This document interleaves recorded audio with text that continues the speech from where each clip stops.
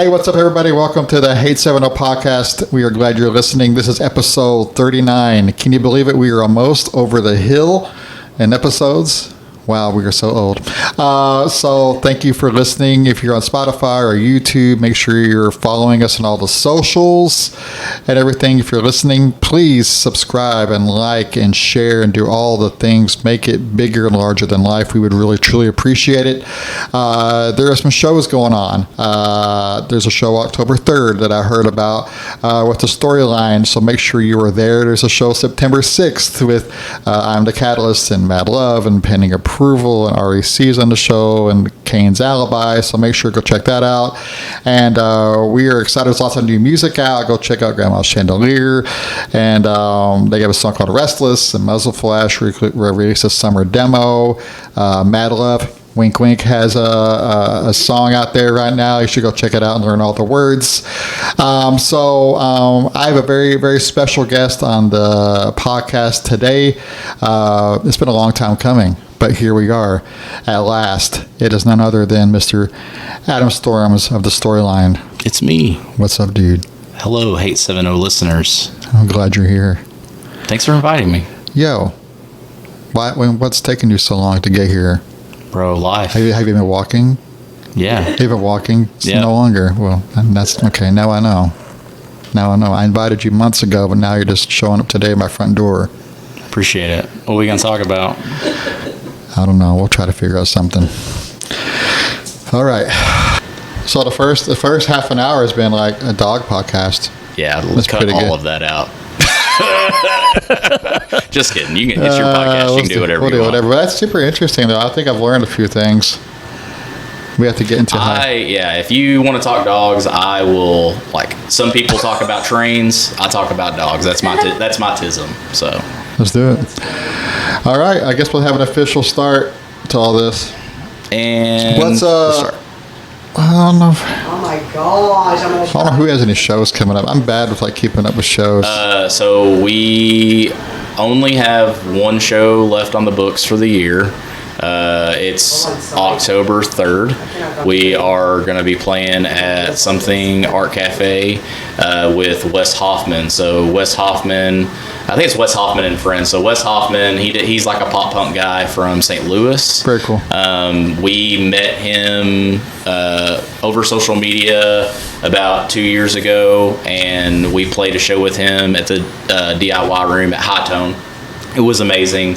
It's one of my most favorite shows that I can remember. It was just fun. Everybody on the bill was super cool, super fun. Everybody. It was a DIY room, so you have to bring your own stuff. I always bring extra gear because I'm that guy that is afraid that something's not going to work out. So we basically just brought monitors and stuff just to make it a little bit more professional and make it sound better. So sound was awesome. The DIY room is like a 50 cap room. It's really tiny. So I love that. I think we had between 40 and 50 people there. But we had two bands there that were like Memphis staples, moved through. So they were, I think they're still a band. They may be on a hiatus right now, but they're like a metalcore.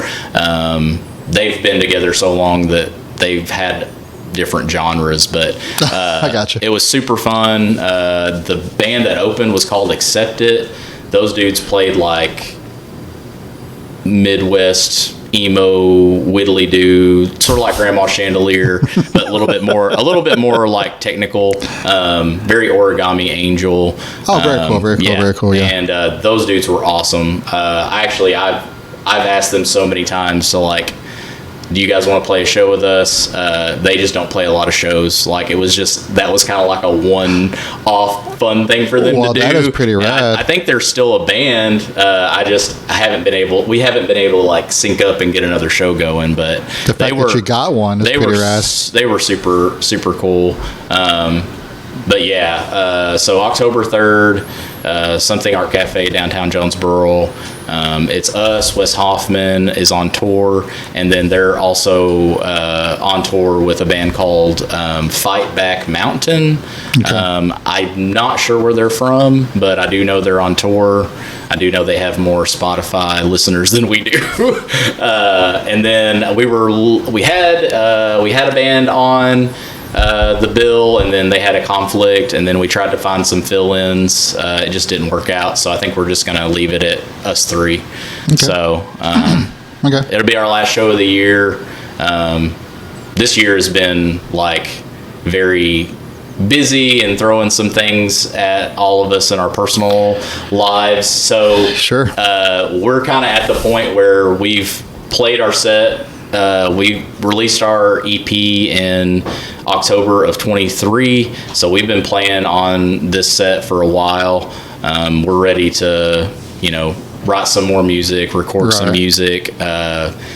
We're not necessarily burnt out on shows. We love playing shows, but like we want to play a show and bring some new material and something a little different. That makes sense, though. So, and we also just need kind of like some time to like recuperate, and we've got a few things like Travis has got a few like work transitional things that's happening. Summer is crazy busy for me and my dog business. That's like when everybody's boarding and going on vacation. So I also had a complete like staff turnover, so I've been like trying to interview and hire people while also during the busiest time of year, but so that's always rough. Juggling. The shows we played this year were super fun. We've played shows with a few new bands and made some new friends. Shout out to all the people that have come and seen us live. Absolutely. The last show that we played was with Grandma Chandelier at Something Art Cafe. Love those guys. Those guys sound awesome. They're good guys. Their show is so tight and like professional. I remember their first show with their original lineup at Cregan's, and it's just like night and day. Like it is. All you think? Those dudes are cool. They always like bring peace, love, and positivity, which I love. I'm actually, and strangely enough, I'm actually not blood related, but related to Billy. Oh, for real? Yeah, so Bill is Bill Storms. That's right. It sucks. He's a couple years older than me. We didn't get to grow up together. I'm not biologically a Storms, but my stepdad, his last name, who raised me, his last name is Storms, so I did change my last name. But it's been cool to like connect with him. Right. And it's like, we would be friends anyway. He's such a cool like dude, but it's like we're family, yeah. So, which all those dudes feel like family. And then Cameron joined their band, and me and Cameron have such a long history of being like in so many failed projects that never played a show. But I've known Cameron since college, and we've written music together. He's a great guitar player.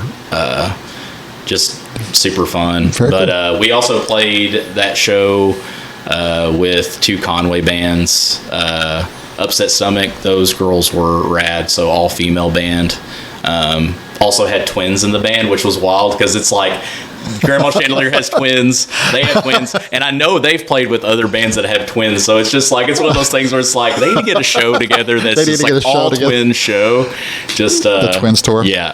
And then Audacity was the other Conway band, and they were good too. Everyone was nice. We had a good time. I felt like I had good energy. Very cool. That's an awesome venue. I'm glad that since we lost Cregan's, that we gained a venue to replace it. It took a little while to get it in a location that would stay, but I'm hoping that they can keep it going. Yeah, that's wild to see. It's wild to see just the metamorphosis of everything for the past couple of years and everything. Oh, by the way, this is the Hate 70 podcast. I have Adam Storms on the show. I'm a talker, so I hope that I don't ramble, and I hope that I don't talk over you. So no, you're good. So introduction later, and I'll just edit it. Just put it in post. Just put it in post. Post. So John. Do you remember what? I do know John. John. I know all the John, every Johns. Yeah. Oh, shoot. John Jacob Jingleheimer Schmidt, Johnny We know- Appleseed. No, There's because quite a you few kept Johns talking out about there. Cameron, and it took me forever to realize that. Yes, I do know John. John, why Yeah. can't I think of his last name? Yeah, so John Agnew. No? Who- The who- one that used to play with Cameron. Yeah, John Agnew. Well, me and John Agnew and some other people used to be in a band that never made it to a show. That's the band I was in with Cameron. What was that band? We called ourselves Calvary at Dawn. This was when I was trying to be in a Christian. I was trying to make a Christian metalcore project. Wait, because you did the Eschaton? Yeah, so then after that, I went straight to death metal. So someone showed me heavier music than The Devil Wears Prada, and Because I was looking for that shirt. So I either gave hey, it to you Adam. know what? I still have more of those Awaiting Eschaton shirt. If you want one, I can bring you one. I have one, and I was totally going to bring it out, and I was going through my closet, and I go, where's it Yeah. at? I can't find it. And I know I have it, so it might be just deep down somewhere in the... Well, I definitely have. I bought $1,000 worth of merch, and then the band broke up. And How many shows did you guys do? Several, right? Yeah, I mean, we were a band. See, I was prepared to talk about the band I'm in now, not my old band, but we were a band for several years. One of the most You're good. memorable shows that I played in Awaiting Eschaton, the basement of the Flying Saucer in Little Rock. So there's a bar in Little Rock called the Flying Saucer. We ate there. It's delicious food. You can get Yeah, we ate there. German style bratwurst, nachos. It's so but good. This Flying Saucer, if you drink every beer that they've ever, it's something. You have to drink enough beer, and it has to you get a saucer and your name on it on the wall, What? and it's like an achievement. But anyway, someone, Tyler Scalise, he was in a band called Amongst the Trees. He basically somehow convinced them to let him do a show in the basement. I don't think he was truthful or honest about how many bands were actually going to be playing. I think there were 7 bands that played that night. And also, we just started bringing gear in through the kitchen. Oh, yeah. Half Stacks. The Weeping Gate played, which I go way back with the Weeping Gate. Dang. And so, who else played? I always get their name wrong. It's R Wake, but is it just Wake or? Oh, yeah, it's our Wake. Is it Wake? Man, I'm gonna get burned. Like a doom metal, sludge metal band or something? I know. So they're like funeral doom sludge. Yeah. Andy, he's a ginger. He plays bass. He's an amazing, one of the craziest musicians ever. So my drummer in Awaiting Eschaton was a Central Arkansas guy. Yeah. So he had ties to that, so we started playing with more bands. We played downtown music hall before it closed down there. Wow, that was dude. super fun. I saw Revocation there, which was crazy. A guy in a Pantera shirt spilled a beer on me. It was great. I saw a band called Slamfetamine, which was just one of my drummer's friends doing a slam project. He dressed in a banana costume and just did terrible guttural vocals. I miss bands like that. Yeah. When was that? Mid-2000s? Oh, yeah. Yeah, I miss bands like that. 2012, Coney 2012, shout out. 2013 era. For sure. But yeah, Awaiting Eschaton. Our music is still on Spotify. I did not know that. It's All right, recorded very terribly. I wish that we could have got better recordings, and that's what I love about the band I'm in now. It is literally the first project, and I'm in my 30s, so it's the first project that I've ever written music, recorded it, and it sounds the way that it sounds that I wanted it in my head. That's it's awesome. Something that I'm this is something I love and I'm proud of. Right. And that was nice. When was that the inspiration to do what you're doing now with the storyline? Talk about basically, I did Awaiting Eschaton, I want to say for 5 to 7 years. Okay. And so I got burnt out on death metal, kind of got burnout on, doing shows and things. And so I took a little bit of a break from music. That was right around the time that I had like some personal stuff happen in my life, and a divorce, and just being stagnant and not really knowing what I wanted to do. Yeah. But I've always come back to music. It's always, I've played music. I've been in band, marching band and concert band since I was in 6th grade. Started out on clarinet because that was the free instrument that the family had, and they told me that if I stuck with it, that I could switch to percussion. I was too good at clarinet. It reminds me of a song I know. I was too good at clarinet, and so they wouldn't let me switch. And then a band director later, he finally let me in high school switch to drums. And do you know there's a song about that? I need to let you know. There's a song that David Bazan does. Okay. It's called Drum Set. It's on one of his later. I think it's under this one or the last record. It's literally, he tells a story about how he was playing clarinet. That's insane. And Please send that to me. And his band director was like, and he goes, so it's a common thing. Hey, band directors out there, stop lying to your kids. The band director that did lie to me, though, he did go to jail for dressing up like Santa Claus and trying to kill the superintendent. So, he kind of got his, I guess. But see, karma. Don't lie to your kids. But yeah, so I've always loved music. I've always been in bands. After Awaiting Eschaton, I took a break, but eventually got back into it. When I started getting back into playing music, I was like, well, instead of trying to do the band, because Awaiting Eschaton was the first project that I did where we actually played shows and recorded music. I had probably 7 or 8 projects where you're just trying to find people to play with and write music and get to a show, and then you would break up or something would happen. Also, I'm from Northeast Arkansas, so Walnut Ridge, Hoxie area, it is the wasteland desert for people to play with. There are so many people that are in so many bands, and that is because they're crazy and they love punishment, but also because there's just not enough musicians to go around. That's exactly right. And then also, the people that play with the people they like, they stick with that. No shame there. But it's you're trying to find people that can play an instrument decent enough to write music and put on a show, but then also everyone has to kind of align musically and be open to having their schedule free to play shows and things like that. So many failed projects. So getting in a band and being able to get to a show was difficult for me until it finally happened with Awaiting Eschaton. And then after that kind of era of my life, I was like, well, maybe instead of I grew up listening to a lot of songs and I like playing covers, and so I was like, maybe I'll do the cover band thing.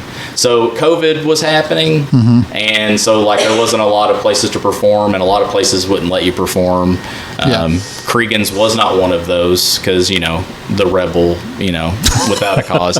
So I was playing for free, but I just got my acoustic, started learning cover songs, and then when I felt like I was good enough to perform those in front of people, I just would go up to the bar and play in the window. Or I met a few other musicians that would when they would take a break, they were super nice and would let me play. I wasn't trying to bug them or anything, because I know there are people that do that, so I really wasn't trying to do that. But that led to hey, this is actually fun, and I've learned 3 hours of music. But I always like being in a band. It's I can write music and I can do things on my own, but it's just something about different people, different influences coming together and creating something, and you don't know what's going to happen. That to me is always I've enjoyed that. Sure. Also, people have different skill sets that I don't necessarily have. I can play some chords on a keyboard, but I don't play keyboard. And so I was I knew Severa, she played piano and stuff. I was like, hey, do you want to just sit in and learn these parts? It's just cover music, so so she joined, and then I got a drummer, and then I got a bass player. And because it was just covers, like, they could be in other bands. Sure. So, and then eventually got enough, like, gigs that I just, like, called it Adam and the Stormy Weathers. Just so that it's like Tom Petty and the Heartbreakers, because I'd be like, hey, Dustin, he played bass for me. I'd be like, hey, can you play this gig with me on Saturday? Well, I'm already playing with so-and-so. Okay, cool. Well, I know this other bass player, Jack. I'm like, hey, Jack, will you, like, come play with me? And so, like, I could just rotate these guys in and out and still play these covers. And that was fun. That's nice. That was fun for a while. And then it got to where it was like, I don't really need the money. And also, like, the places to play covers and stuff are a little limited. And I was really missing that, like, originality, writing music. It even got to where I was like, maybe I should start, writing music, with the guys that I'm in this cover band with. But that wasn't, in the cards. So I kind of, like, got back on maybe I want to do original music. And so that fast forward to, like, 2022, and May of 2022, I was like, I'm starting a band.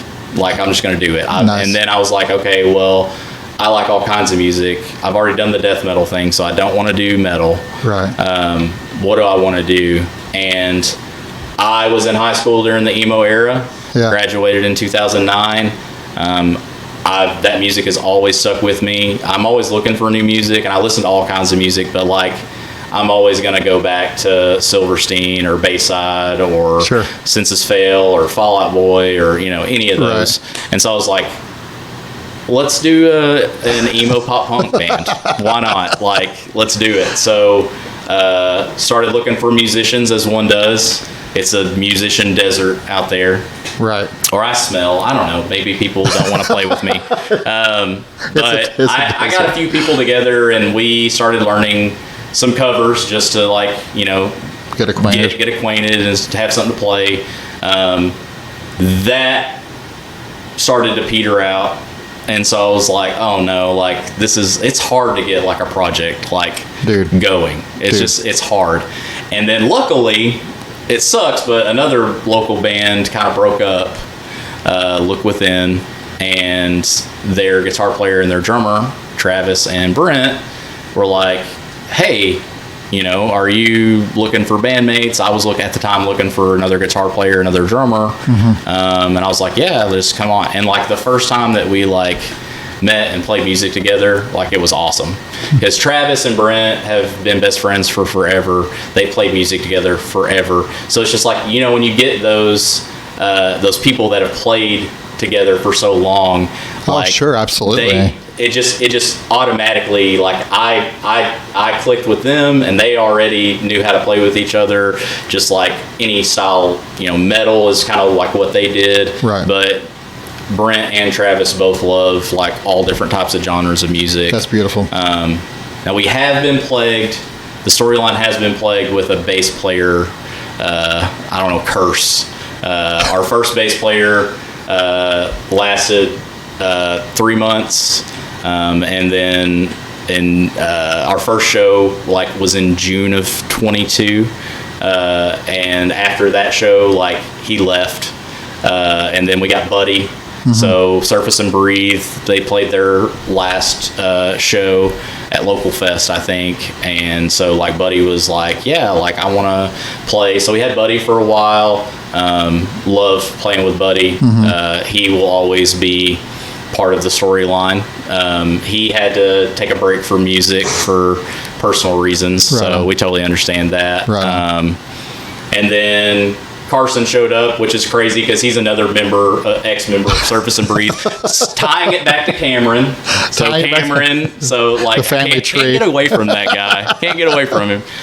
So Carson, multi-instrumentalist, better at every instrument than all of us, like a better drummer, better guitar player. That's when I was first So he was like, yeah, I'll play bass. Yeah. And, he brought the sex appeal, so he just running around on stage. Such a goofball. I love that dude.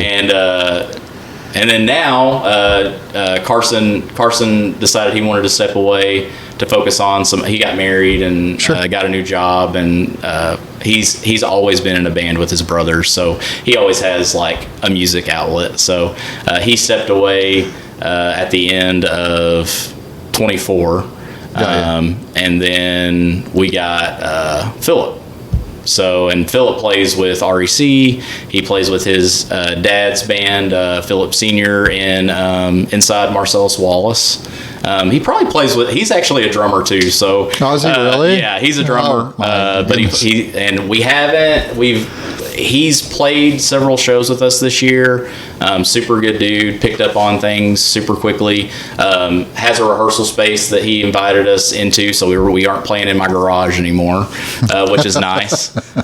He also is like me, where he's got gear and he likes to like have extra gear. So it's like having another person that like, it's like, hey, I don't have to bring everything. Like he'll bring the monitors, I'll bring the cables, or like, so having another, and he knows how to hook it up too. So it's that's like a guarantee with you, man. Yeah. So he's been a welcome addition. Super fun to play with him. We're excited to write more music with him in the band. So we had a song pretty much already done when he joined that we haven't recorded yet. And then just being plagued with work stuff and life, we've got a lot of half songs. We got a lot of ideas. We got a lot of material. It's just we have not been able to like get together and like put it all together. Yeah. And so I get that. That's our next step, and we've all decided that we just kind of have to slow down on shows and just kind of like have like as I've gotten older and as I've kind of like planned it out, it's not we're gonna stop something. It's just we're gonna like, there's going to be a year where we don't play as many shows, or maybe don't play a show, and that year we're just going to like chill and hang out and write and like build something. And then when it's done, then the next year present that and like play the shows and just have like a rinse repeat of that, because that is less stressful for, like, in my opinion, less stressful. So you're not trying to like juggle, we got to get this rehearsal in because we got this show coming up, but we're also trying to like record the song, and we also got to find time to write. That makes sense. I think if you don't do that, I think you're going to burn out. Yeah. I think, and you got to put your priorities and everything in order as far as like, having your own business, like you do, and and it's not even just. And you're a newlywed. I honestly, out of everybody in the band, I have the most flexibility because I am my own boss essentially. But like, everybody has to work a job. Everybody doesn't have copious amounts of time off. Some people, like Travis, is just now going to get weekends off. So his job with Frito-Lay, he hasn't been able to work have weekends off. So like when we would go play a show on a Saturday or a Sunday, he would have to be up the next morning by like 3 a.m. Bro. So he's not able to like stay at, like if we opened or we played in the middle, he like would go apologize to the other bands like, I hate to get out of here, but it's like I gotta drive back home and get like an hour of sleep and then go right back in. Yeah, go work for Frito-Lay. So he's about to get, and that's exciting because like him having weekends off will make Saturday shows more enjoyable for him. And just not just knowing, hey, I don't have to be up. I can hang out. Yeah, because that's excuse me. That's like kind of just part of the. You miss out on that, It's like, okay, because part of it's just kind of getting to hang out with everybody else and doing your thing, even like watching other bands and things like that, So, yeah, it's kudos to him, dude. That's awesome. I think that's healthy. I mean, like I get like kind of, I'm always like, I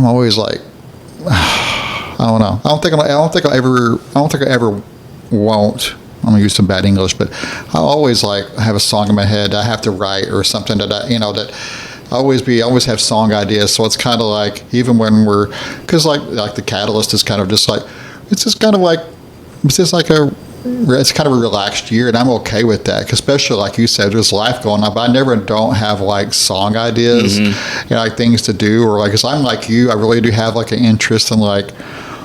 Like I have an interest like in other music, just like, and it's been fun. Like, I'm kind of at a spot in my life where I can kind of do things. I have a little bit of flexibility, but like this kid, like the Nora and Izzy want to do the hardcore thing because like, And I'm like, dude, let's do it. Let's just do something that's not, I don't want to do anything super heavy. I don't want to do anything like super yelly, and just something music they like, or something that they equivalent, like, that's the kind of stuff like they like Agnostic Front, the kind of the yelly type, like Turnstile, like yelly type hardcore. I go, we can do that. And so it gives me time to kind of like, because I'll always have song ideas. I never won't have song ideas. You know what I'm saying? I got so much on my phone, like so much guitar parts and everything else, because it's just like, I don't know. Music's always been a part of me. Cause, sounds really familiar. So you're talking to me. I'm like, I'm hearing the same thing.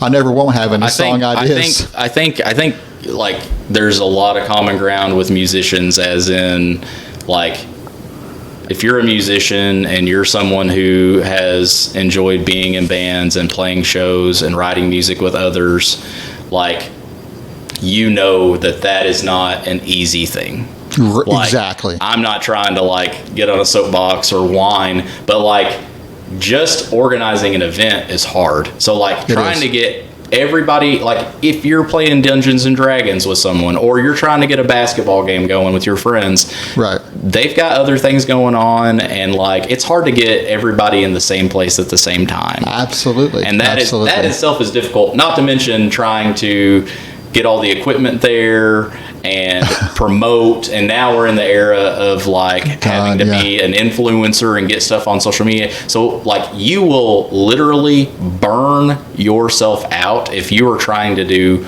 all of that yourself. And you're going to burn yourself out if you're trying to do all of that and never like taking a break, or like allowing there to be some like space or breathing room in there, because that kind of happened to me. I hadn't been in a band for a band that was writing original music and like playing shows in a minute, and it was so exciting and it was happening, and it was finally like, and I'm playing the genre of like reliving my high school days. Like I'm playing the music that I've always wanted to like play. My biggest influences, like have that sound come out, and it was so exciting that I was just like, yeah, let's write all these songs, let's record, let's make a music video, and I'm also older now, so like when you're in your your teenage years or your early 20s, you're broke. You have no money. Like I remember like the equipment that I've played on, and it was like used from Guitar Center, like hum bad. Like I would love to afford a noise pedal. Like my cables were like cables that I had forever, because you don't have a $20 bill to go buy another cable. Like now I'm a little older, I got a little bit more money, these things are now a little more accessible to me, and I'm like, yeah, let's play shows, let's do all these, and then you're tired. Like I'm not as young as I used to be, and then that's when, if you start to kind of get burnt out, then some of the fun like goes away. Sure. Or even I found myself like I'm at a show and I'm wanting to like enjoy the next band that's up, and I'm at our merch table and I'm just exhausted and I'm tired, and I'm like thinking about like the drive back home. I'm also thinking about like, okay, did we get all our gear and all that? And like I can't enjoy it. Like so I want to find like a balance where it's like I'm still playing shows, we're still writing, we're still recording, but like it's okay if we only play like 2 or 3 shows a year. We don't have to play a show every month, or we don't have to put out an EP or a single out every month. I think it's putting things in putting things in perspective, and I think you articulated that perfectly and everything, because here you are, you're at an older age playing the music that you not too old. I'm 34. Well, I'll be 35. This year. Hey, we're young. Look at us. We're still young, but the thing is, like, we're playing the music that we always wanted to play, but here we are. We do have more accessibility, kind of like financially and everything. But when you do get excited and you start pumping like the energy into it, there is kind of like you can end up, if you're not careful, it gets away from you. You can burn yourself out, not only like physically, but like mentally. I think you can do that and everything, because I think I'm with you. I think sometimes we have to be kind of realistic about and put things in perspective and everything, because like in reality, I can play shows. I can't, there's like you. We can't play like this, like I can't. There's no way. We play 24 shows a year. There's just no way. Yeah. There's no way. I mean, not even a dozen. And shows I'm not saying that that's. I'm not saying that that's wrong, because there are people out there that can do that. But like, not every person, not every genre. Also, not everybody. I feel like sometimes we like. There's always been like drama in a music scene, but it's like, not everybody is playing music and in a band and playing shows and doing the things with the same reasons and goals. Right. So like, somebody might be a little bit more serious about something, and so they may like be trying to do more or do something in a different, and somebody, it's like, I just like to go up there on a like, and I'm not disparaging them at all, but like, I remember being at Cregan's, and it's the Damn Randys, and everybody loves the Damn Randys because when the Damn Randys are playing, it's just a fun time. Like, they're playing good music, and they're doing like covers, and they're doing some originals, but also like, they're not taking themselves too seriously. Like, they're having a good time, and when they're having a good time, the crowd is having a good time. And I also have found myself just so anxious, so like trying, like setting an expectation for myself, like playing shows or like doing something like that, to where like I'm not having as much fun. And so then that's when I like am like, hey, like, let's find a balance. Let's find a balance. Because I want to be, I feel like you should always be professional and respectful.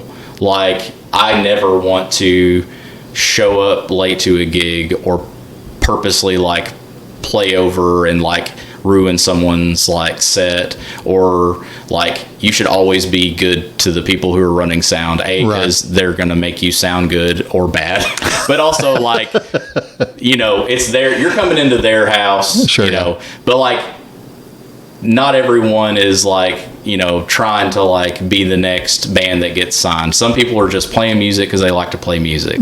You know, I wish that, you know, the stars would align and, you know, our music would blow up. I feel like every musician who has recorded music and puts it out there, whether they want to admit it or not, they would love to have their song on the radio. Absolutely, goes without saying. Yeah, absolutely. I've also, like, at this point in my life, I think it's less about that and more about creating some cool stuff that I enjoy with my friends. Yeah. And also sharing that with others, because somebody might like it. And if it's for them, great. If it's not for them, that's okay too. That's all right too, yeah. And then just trying to have a good time with it, because I'm only getting older.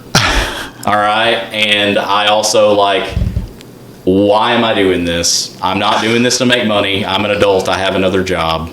Right. I'm doing this to like have some fun, put out something that I enjoy, share with other people. And also, we're in the desert of musicians. We're in the desert of music. We're in the desert of art. Kids around here, we put on that all ages show. You put on that all ages show that the Storyline played at. I thought that was awesome, because it's like, the kids in Paragould, they're not going to LA's. They're not going to places where kids can't go. So where are they? Where is the kid going to go and listen to live music? Right. And because I remember as a 7th grader, like going and seeing a band in a community center and being like, this is cool. This is as close that I've gotten to a concert, to a musician, to a rock star. Like, you're exactly right. And it was organic and it was fun, and you're hearing music that no one else outside of Arkansas heard the music that I've heard that night. There you go. And like, now I know we have the internet and stuff, but what I'm saying is like, all age shows and like kids growing up, like, they'll never be able to like be influenced or have that spark of like, man, I want to play guitar, I want to like be in a band, if they can't experience that or see it. So like, I love the fact that we, like, some people will disparage it and say, well, I'm too good to go play in like a metal building and like 10 people show up. And I'm like, well, I've grown up in Northeast Arkansas and that's just what it is. So like, but I've played in front of 10 people, and it's been like one of the best shows that I've ever performed, and also some of the most fun I've ever had. Oh, absolutely right. I think I mean, we hit so many good things. I think one of the first thing is like, we can't forget the reason we started playing the music we're playing, and like again too, and listen, when I'm playing music, I am thinking about like. It'd be cool. It'd be cool if somebody that out there noticed like what we're doing and what we put together. We put blood, sweat, and tears to, and go, hey, and give us a little more, light or whatever. But again, you kind of balance that with the fact that the kids, you pay attention to the kids locally who are really digging what you're doing. Because I do remember, like you do, which is a common thread, I think, on the podcast, is that, we're fans. When kids are like 7th grader, 8th grader, 9th grader, they walk into a venue, watch some of these local bands, those become your favorite bands. Mm-hmm. Those became my favorite bands.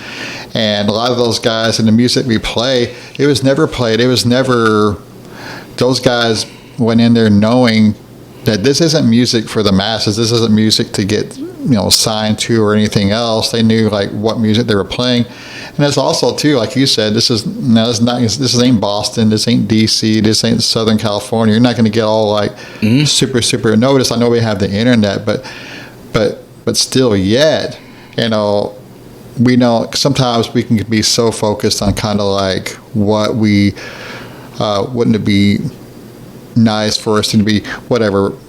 If it's playing shows, making a lot of money, getting a lot of Spotify, getting a lot of followers. But it's gonna steal the moments away.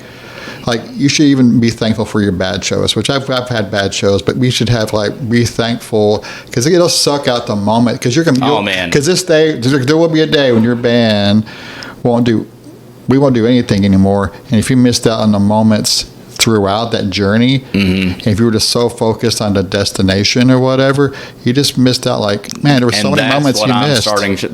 That's literally what I'm starting to realize, and that's why I'm trying to change kind of the way that I'm like thinking about it. Because like I've had those shows where I'm like beating myself up afterwards. Oh my God, but like that's not fair for like.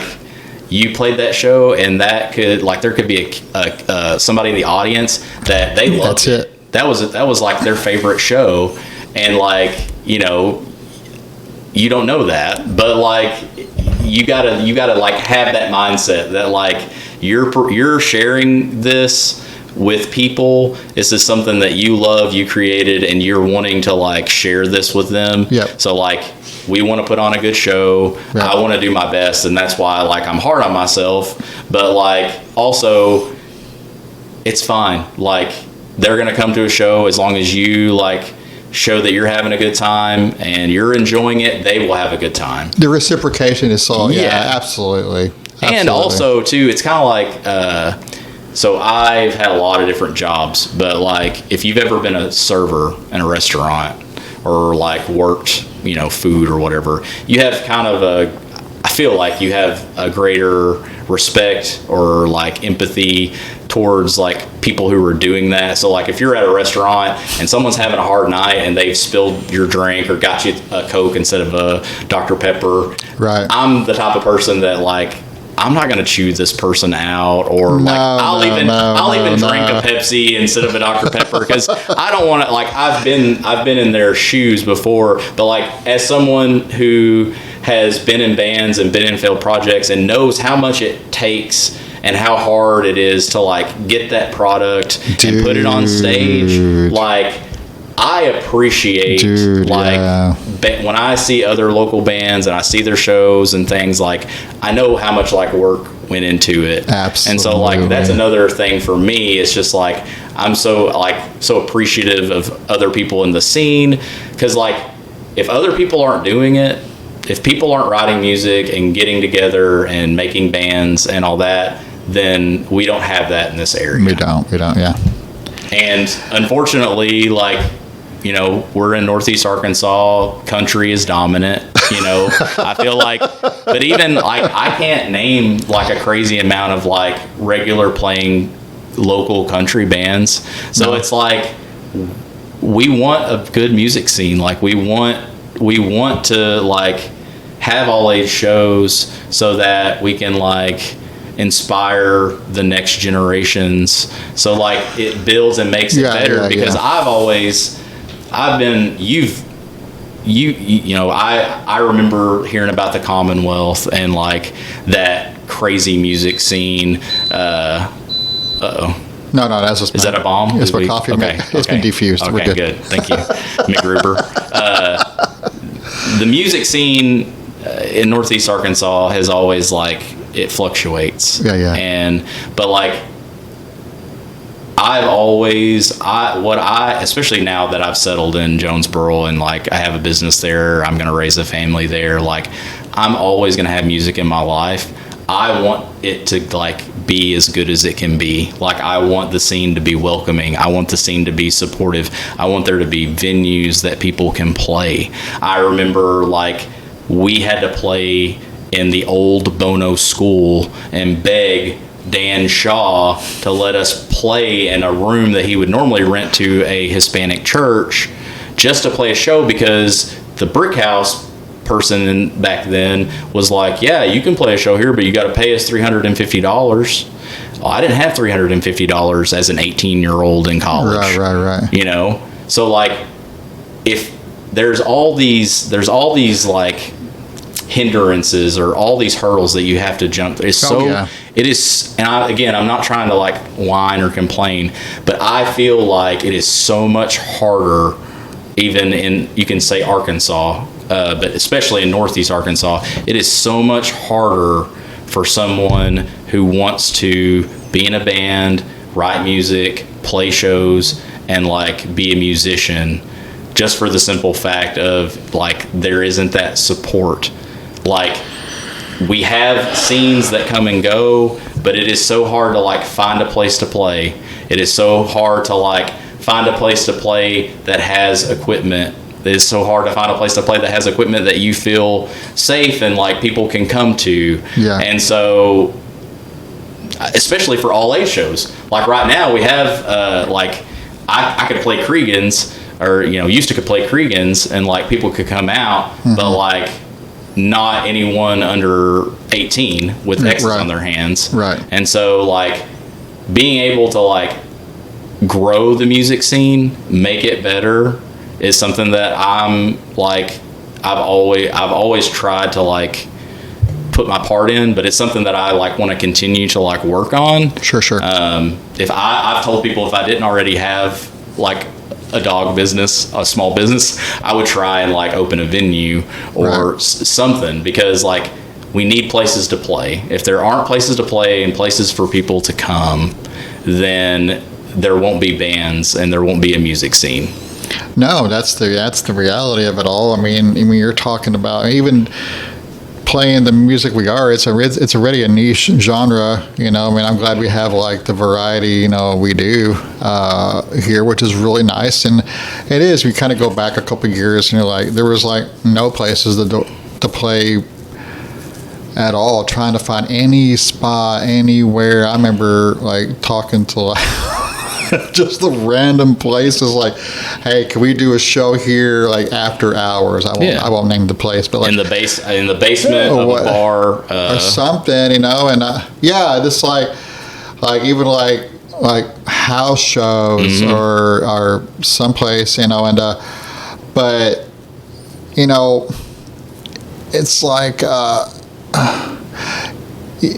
when it's gone. Like not having a venue, I think having a venue now is really nice. And the factors, like, I think there's a couple now that are kind of like, I think there's going to be, I'm not familiar with the Shed. For like Scott Boland from Pending Approval, let me know about that. I think, Chase is working with this place. I don't know about the Shed. So it's kind of like how Something Skate, like when before they had like a dedicated venue, they just like, they saw like an opportunity to allow people to come in and play. The Shed, when I've never played the Shed. I've seen several local bands, great local bands actually. Sugar Pills, Matt's project, I saw him play the Shed. It's like it was across the street from the campus, but I think it's just the Shed is kind of like this person's idea, and then it's like changed locations. Okay. So I don't even think I don't think it's a dedicated, like, it might be right now if they're working on it. Yeah, that's what I kind of gather from it. It's going to be like this awesome. dedicated Like, thing. the more venues, the better. Because there's going to be like, I mean, my thing is like shows are going to come through, tours are going to come through, so there's going to have to be some opportunities. Yeah, for that's the thing. There should be no reason that we can't have the same thing that Memphis has. We're right by Memphis. We're on the way to Little Rock. If they're coming through Memphis, they might as well stop through Jonesboro. But like, there has to be like support. There has to be a place for them to play. Like, it doesn't have to be like crazy fancy. We're not having to like pack a 300 cap room out, but like, right.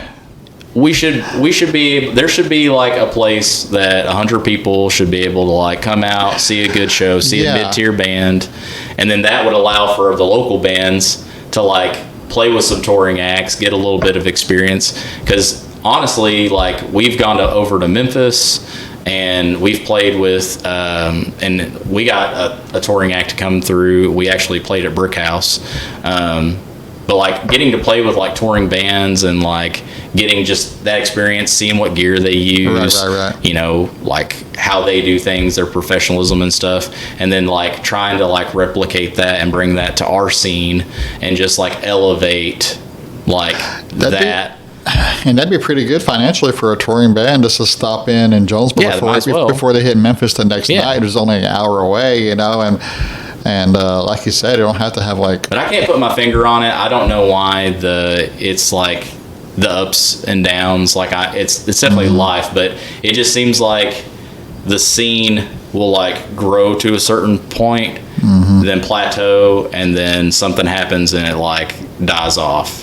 So it's like, but I think the secret to the success is stop or try and figure out how to make it less hard on bands. Because when I've been at my, like, I guess, darkest thoughts, or is like, I just like, it gets too hard, and you're like, I don't want to. It's not. I'm tired. It's not fun. There's drama, or you know, there's issues with like the venue or whatever. And it's like, if all these challenges, it's already hard to be a musician and be a band in this area. It's like you have all these extra hurdles and hoops to jump through and overcome. That's when people get discouraged, and then bands fade away, bands break up, venues close, and I wish. My goal and my wish is that if I'm going to live in Northeast Arkansas the rest of my life, that it will get to some point where it is easier and more fun and more welcoming for bands to find a place to play and have people come out to a show, and it encourages like more bands. Because like, how many local bands do we have right now? Yeah, I know. I was going through my Spotify. I mean, several. We have several. I mean, I was going through, and sometimes I felt bad. I go, oh my gosh, I forgot about these dudes. And oh, there's these dudes. You know, because not every band plays like, you know, kudos if you're playing a ton of shows, by the way. I'm not disparaging on that whatsoever. But the thing is, like, yeah, we have several. Like, I was going through a playlist. I made a playlist. I was trying to find everybody. And there's got to be a dozen, right? I mean, and so like. But to me, it doesn't. That's crazy. That, like, to me, that's not a lot. Like for Jonesboro, I know Jonesboro's a big small town, but as big as Jonesboro, Paragould, all of Northeast Arkansas. What's up, buddy? We're an hour away from Memphis. It's just like. Yeah. I feel like we would have more musicians, and that's another thing too. It's like. It's a musician desert here, because you know, you got to have kids that see bands and play and like get inspired to play music, and then they learn instruments, and then you have more of a musician pool. But like, if you don't have a lot of musicians, you're not going to have a lot of bands. 17 maybe 16. Yeah, that's not enough bands. that's crazy. We should have at least like 50 or 60 bands, and then that way, like, I've never heard a local ska band. I've never heard like there's so many genres that like people don't have access to because we don't have bands that play that type of music. I heard about it. You know what? I ran into somebody yesterday. My kid does gymnastics, and I ran to a dude. Dude, they have a pop. They have a pop punk band. There's another pop. They're working. They have 6 songs. They're from Paragould, and they're working on stuff. I go. I heard some stuff last night. And I go, dude. Okay, that's awesome. Man, top secret band. Okay, great, awesome. Yeah, you know, where are you guys gonna play? Yeah, exactly. Yeah, so it's like, I agree too, man. I like the fact, and maybe that's why I'm kind of like, you know, I want to scratch the itch, and that's why, you know, I have like these ideas for doing like alternative, like I have like a song like this Phantom Pain. It's supposed to be like some this alternative rock project that, you know, I have people that want to help do it, but I just want to get a single out there to kind of get the ball rolling, and have some of the people to listen to until like we have enough songs and enough time to actually, you know, play a set. It's not gonna be, you know what I'm saying, like whatever, play a couple a year or whatever, but at least it's something is out there to hopefully kind of like inspire other kids, like, yo, you can do this too, you know. And I don't know. I agree. I think there needs to be, and not just the kids, and like not just like people like coming up, but there are people right now that I know that are crazy good musicians, and they're not even in a band. And like, it's just because being in a band around here is hard, and being in a band around here is like it can get discouraging sometimes. So like, I wish that we could figure out a way to like make it better and make it like less hard. And I don't know how you do that. I know I've had this conversation with Brett Hunt, because he's been in the music scene for a while, and he's also done, you know, was it Stash Stock? He's tried to like create events for bands, and not just metal, like just like something that like helps the music scene grow, helps keep it wholesome and like not discouraging, something that like will help make the area. And a lot of times, I think when I've had discussions with other people, I've blamed the music venues, and I've debated like with other people about that, and my view towards that is just like, I understand that they got to make money. I understand that. And I understand that like booking somebody, a DJ that's going to come in and bring in a bunch of people versus booking like a local band that like, and I also understand like not everybody's band is going to be like the best, or there may be people that play music that's like, oh, that's all right. And it's like the quality and things, but like there needs to be a place that like is a happy medium where it's like people can go and play, it's easy to have access to, they don't have to jump through hoops. Like my biggest beef with Cregan's before it closed was like they didn't have a booker. They didn't have somebody that you could get a hold of. It was tough. And it would always rotate. It was this person, then it was this person, and it was this person. And it was just like, it's already a DIY venue. I'm already having to carry up gear up 3 flights of stairs, deal with a broken speaker covered in bird crap, a board that hasn't worked. So like, I'm already bringing all my own equipment. And it's like, if somebody can't call your business or call your venue and like book a show, and it's so hard or whatever, then they're just not going to. And then so now you don't have touring bands or traveling bands coming in locally.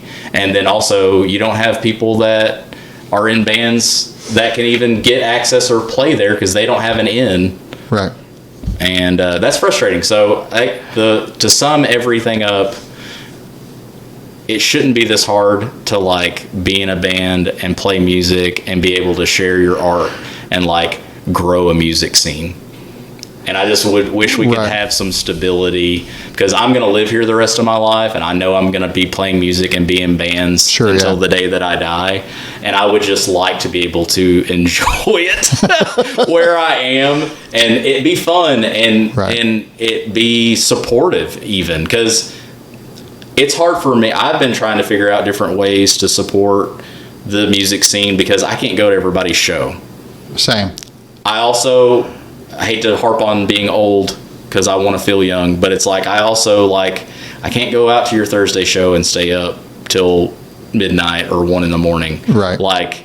And there's been times where I've played shows with bands, and I really wanted to stick around for the band that played after me who headlined our last show. Right. But it's like I've got to still pack up all my gear, all my merch, drive 2 hours or an hour back home. Right. And it's just like I want like that to just be easier and be better. Well, I know, like when I was in New York, I remember like there was not. I don't know. I went to like 2 years probably. Went to 2 years of like hardcore shows up there. There was not one show that wasn't on a Sunday. They were all Sunday matinees that started like at 3 or 4 o'clock. Yeah. And that way, like we were home. I got home. It was 8. Yeah. 8 or 9. So it's like, and sometimes like there was like the more bands that run the show, like we were like the earlier would start like at 2 or 1 or whatever. But the average show there was like 4 or 5 bands, and it was at a pretty nice venue. And I think that the venue is still there to this day. But it's like I think sometimes that makes like the accessibility for all ages was there, and also the accessibility for local bands. They would always have, because they would always be touring bands, but there also would be like, because local bands, local support. Well, local support. So they would like, and the shows were like at least like every 3 weeks, So there was plenty of like anticipation, and that's been kind of in watching that scene has really taught me, like, especially the people who, well, because people do run things, not because they're like this, they have a passion for it, but they knew exactly what they were doing. For people who were booking the shows, they knew how to build anticipation, and they also knew, because after the show is over, that's all you're talking about for 3 weeks. So there's a lot of then you have like reflection, like because like if the show was so amazing, show was so good, or whatever. And what do you see because here's the thing I think they did well was like, the thing was like when you walked in to that show, there was already a flyer for the next show in 3 weeks. So you're kind of like creating this anticipation, but also this reflection. But it's also creating a community too, because it's like I wanted to come to this show because I wanted to support my friend's local band, see this traveling band, but I also know that my people that I know that are coming out to this show, they come out to the show every 3 weeks or whatever, and so it's like it provides that like sense of community or a place to like hang out, listen to some good music. Also, it's not just like a music scene too, is not just bands. Like that's another thing too that's I feel like has hindered our music scene is like it's not just having good bands and good music and having a venue that will let you play, but like having people who like to do photography and elevating, like we right now have like several, it's awesome. Like I've never really witnessed it, but like now we have at least 3 or 4 people that are coming out to shows. And two of those people who are in bands, so it's like they can't take photos of their own band because they're in it, but it's like they're taking their time to take photos and and like capture those like cool moments and everything, and that elevates the scene. Like those cool photos, it shows people like, hey, come out to this show. You're getting photos that look exactly like the touring bands and all of that. And then you got to have people that know how to run sound. Like 100%. Back in the day, we didn't know how to run sound. We knew how to like hook speakers up and turn things really loud. But like now I've got like two people that if I'm going to play a show, I want it to sound good. I want people to be able to hear the bass and hear the vocals and, to have a good show. And if we don't have people that can run sound and that like accessible, then that also hinders the scene. So like having those types of people who book, people that bring the talent in, and and so it's like trying to build that and get all those spots, because one person in a band cannot do it all. They cannot. And a band can't affect these other things, like unless there's a band that buys a building, has the venue, and then each member in the band also runs sound, takes photos, sells drinks. Well, what you end up having is you end up having people who are really passionate about this, the scene and the genres or whatever, and I get it, because I mean, I kind of, when you feel motivated, you want to get involved. It doesn't feel like work. It's just joy to get involved, to get to do these things. But at the same time, though,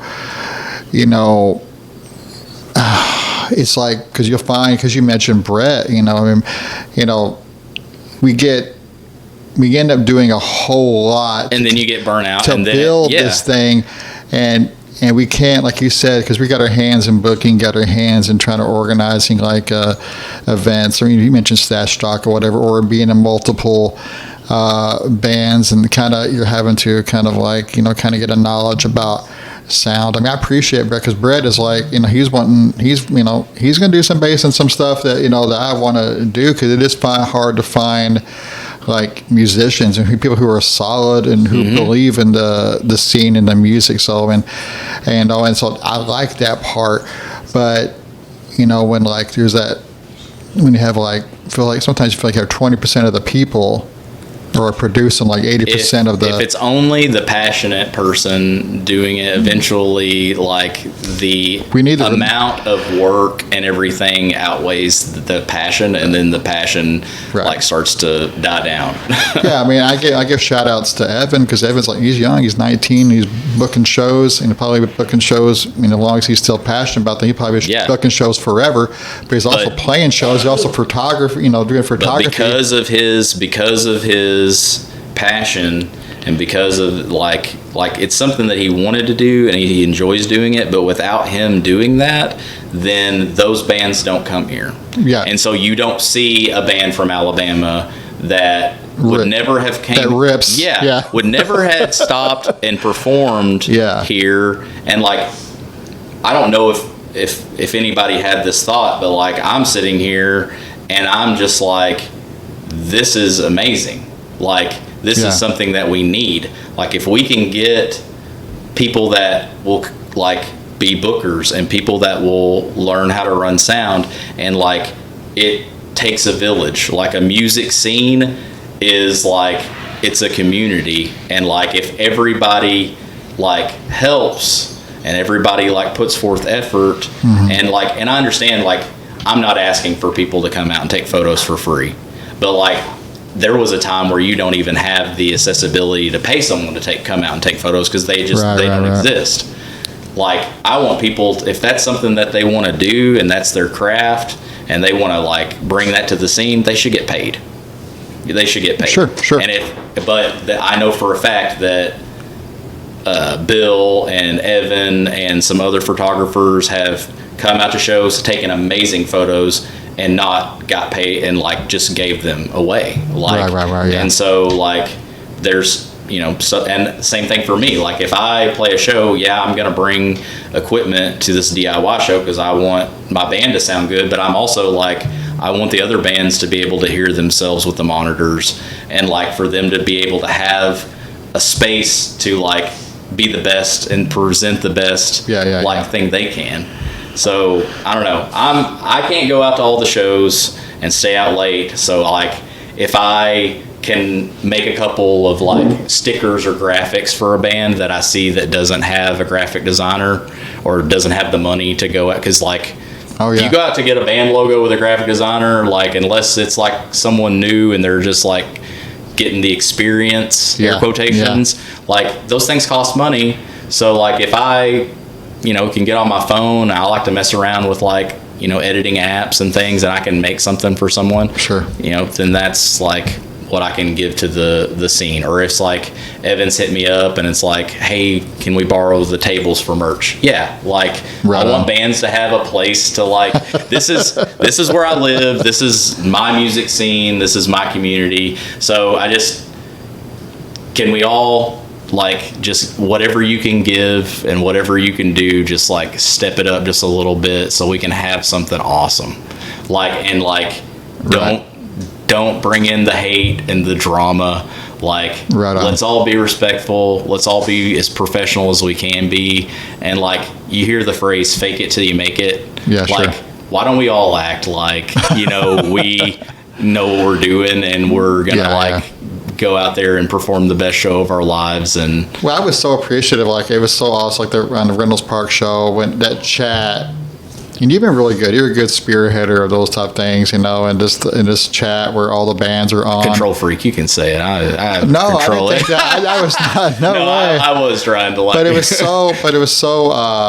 It was so good to see and so positive to see how everybody just coming together and just kind of like, hey, we can bring this, hey, we can do this, and you notice the personalities in there that are wanting to kind of like make this thing huge and big, and it's so, man, that was overwhelming, I think, in a really positive way for me. I was like, what an amazing group of people to kind of like, because they all had like the same vision in mind, like to make this thing big. Well, hey, we were all really excited to like be invited to play by you, and we were all really excited to like play an all ages show, because I think all the bands that played that night, like, they want everyone to have access to like a show. To come out, have a good time.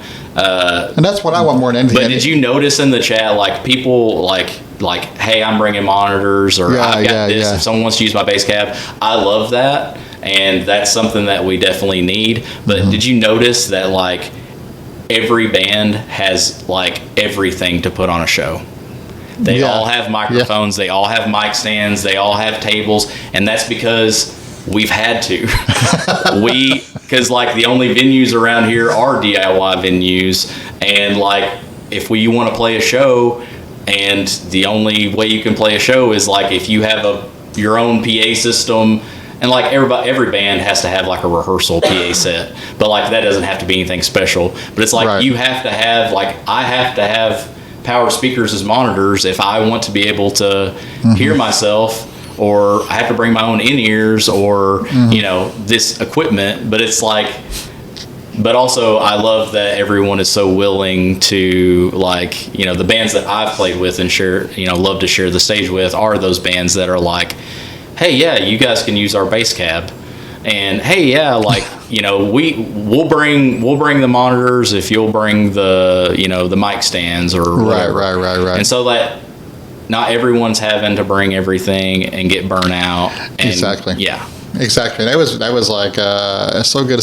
And I do think, you mentioned the bands, and I honestly mean, I think the caliber of bands, of course I'm biased to everybody here, but man, like, I know this ain't no competition, but I just feel like the caliber of bands we have here, and just like the sound coming, and I really truly believe like having a really good like sound system, really kind of like you can hear, because a lot of times, especially around here, we're not playing, you're not hearing everything through like these mains coming right at your face. It's usually just everybody's plugging into into their amps, and the only thing you hear through the mains are the vocals. But just to get to hear like just the caliber of like how well everybody was. 'Cause it's been like it's been a while since I've seen Grandma Chandelier. It's been a while since I saw you guys, and REC and like Spring Hollow, and I'm like this is good. This is really good. I remember back in the day, no offense, like we were like at Ghost Town or like Commonwealth, there were some really, really good bands back then, but some of the bands that kind of just like came through, it seems like now just the musicians and like the people who are in these bands now, like you guys, and like I mentioned them, but like it's like, I was talking to Grandma Chandelier last week. It's just like we're pretty. It's impressive, for this area. I go, and I think it's like sometimes we have to be. You kind of like to be kind of like to be noticed. Like I don't. There's not really everybody. It's kind of all killer, no filler sets to me. When I watched, even like we were watching at Reynolds Park, I go, every song is good. I mean, I think it is that way for, the band wants to put on a good show for the audience, but they also want to put on a good show because they enjoy playing the show. Yeah. But also, you can have the best band in the world and give them some dollar store instruments and one crappy microphone coming through a busted speaker, and it's only going to sound as good as that. So it's like having a venue and having a space with good equipment and everyone can hear themselves and all that, like that just elevates the music quality and the bands, and then that helps them also to sustain themselves. So you get bands that like aren't a band for a year and then they break up. Right. If you got a band and they've been a band for 7 years, then they're going to be really polished. They're going to know, like they're going to. And I love the like seeing like a band seeing their first show and then a couple of years later seeing like how much they've like their set has like grown and how like. Because even if it's like they're still playing the same songs, it's like those songs have gotten so much like you can tell they're together, but also they've got better equipment and like you can hear things that you haven't heard before. Yeah. They've also been playing the songs and like they've added things to them. Right. And I don't know. I love playing shows. I love the bands that the Storyline has like shared the stage with. Like. You've gotten to play with some pretty, some heroes. Yeah, so that is also, too, one of those things where I was, like, trying to go as hard and hot and heavy as possible because my biggest goal wasn't necessarily to, like, get signed or be famous, but I was like, I just want to share the stage with a band that like I am influenced by or had like grew up with, like that would be like bucket list for me. Like because like there's been other local bands and stuff have gotten to open up for bigger people and we've had some pretty big or decently big like bands come through for like Barbecue Fest or like was it White River does like a little festival thing. This is all pre-COVID. I know that I've seen 38 Special in Arkansas, Smash Mouth, Bush, Queensryche recently, Everclear, stuff like that. But it's like somebody had to open for them. And it's like I don't know if those bands even liked them or looked up to them, but it's like I remember, like, I think I was just, like, chilling on the couch, and I get a message from the booker in Memphis, and he's like, hey, and we'd only ever played, like, once at Growlers. Like, really? And, still, like, we showed up on time, we were professional, we were nice to everybody, we did not get paid. Right. It's, you're doing it because you're opening and you're getting the experience or whatever, but it's like, he's like, do you want to open for Red Jumpsuit Apparatus? And I'm like, yes, but let me talk to my bandmates. But the answer is yes. Like, that is like, they had a song on the radio and probably no one around here probably knows who they are. But like, to me, that is a band that is a heavy influence of mine that I listened to on repeat when I was in high school. And then, we didn't get to open for Silverstein. So like Silverstein was my first favorite band ever. Discovering the Waterfront. Like I listened to that just all the time. Like Silverstein, post-hardcore. I'd say post-hardcore is like my favorite genre. It's like it takes everything that I love about music, like the passion and the intensity, but also like the melancholy, quiet parts. You've got screams, you've got clean vocals, you've got noise and weird stuff, and then you also have like very melodic at times. All the things. Yeah, it's all. It literally is. Like I love post-hardcore. That's awesome. But Silverstein, they were doing an official emo night. They were also doing Grayscale was playing. So they did like an early show with Grayscale. We got to open for them, which Grayscale, they're a mid-tier kind of band. Those dudes were super nice. But then we got to play an acoustic set out on the porch before this official emo night, and the host of that emo night was Shane Told from Silverstein. Beautiful. It was awesome, but I also just I'm like, I want to meet him, but I also don't want to be weird. But also, so like the booker at Growlers at the time, Mark, it was like, do you want to meet him? And I'm like, yeah, like, but I also don't want to if this is outside of the norm, like, I don't want to. I just wanted to give him some You're so more careful merch. about that. Yeah, I had a bundle of merch, like I had a shirt or CD, like a sticker. I just if Shane Told from Silverstein just listen to one of our songs for 30 seconds, I would be mission that's accomplished. it. Yeah, I'm done. Yeah. Let's go home. But now it was an emo night, and it was 2 a.m, and I didn't get to meet him until 3 a.m.